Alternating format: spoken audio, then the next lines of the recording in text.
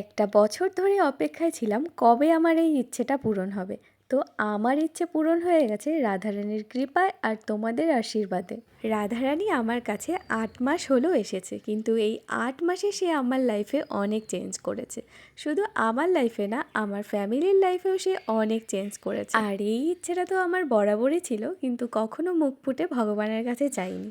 ওই যে বলে না, ভগবান অন্তর্যামী, ভিতরের সব কথা সে জেনে যায়। তাই জন্য হয়তো ভগবান আমার এই ইচ্ছেটা পূরণ করেছে। রাধে রাধে সবাইকে। সবাই কেমন আছো? আশা করছি তোমরা খুব ভালো আছো, আর আমি তো বেশ ভালো আছি। আমাদের ভগবান এইভাবেই আমাদের মনের ইচ্ছা পূরণ করেন। এই পৃথিবীতে ভক্ত তো আমরা সবাই, কৃষ্ণ ভক্ত। কিন্তু ওই যে কারো এটা মনে আছে, কেউ আবার ভুলে গেছে, আবার কেউ আস্তে আস্তে মনে করছে। পৃথিবীতে সবাই ভক্ত, আর এটাই ইচ্ছা ছিল, যেটাই আমরা পাই না কেন সেটা ভগবানকে নিবেদন করে তারপর পাবো। কারণ সবই তো তার, তাকে না দিয়ে খাওয়াটা আমার মনে হতো অপরাধ। আমাদের এই জীবনে সবচেয়ে বড় সম্পদ কি জানো?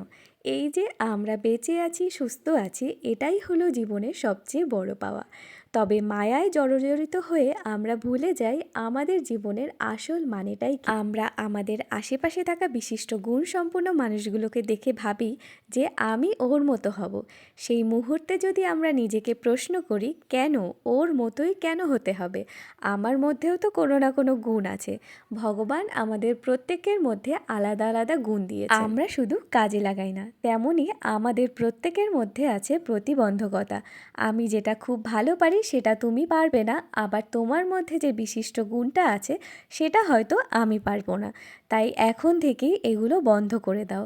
হ্যাঁ, মানুষের মধ্যে থেকে অনেক কিছু শেখার আছে, তবে আমি বলবো তার ভিতরে থাকা সব থেকে ভালো জিনিসটা শিখতে পারো। ওই মানুষ আজকে অনেক বড় একটা জায়গায় ঘুরতে গেছে, কেউ আবার খুব দামি পোশাক পরেছে, এই দেখে নিজের মনকে কখনো হতাশ করো না। তুমি তোমার নিজের কর্ম করো, নিজের লক্ষ্যে এগোতে থাকো, হাসতে থাকো। বাকি তোমার যতটুকু পাওয়ার তুমি সময় মতো ঈশ্বরের কাছ থেকে পেয়ে যাবে। একজন আমাকে একটা খুব সুন্দর কমেন্ট করেছে যে দিদি, তুমি তো সর্বসুখীমান, তোমার তো সব কিছু আছে, তোমার তো কষ্টের কোনো কারণই নেই। তো প্রত্যেকটা মানুষের জীবনে সুখ আর দুঃখ মিলিয়ে জীবন হয়।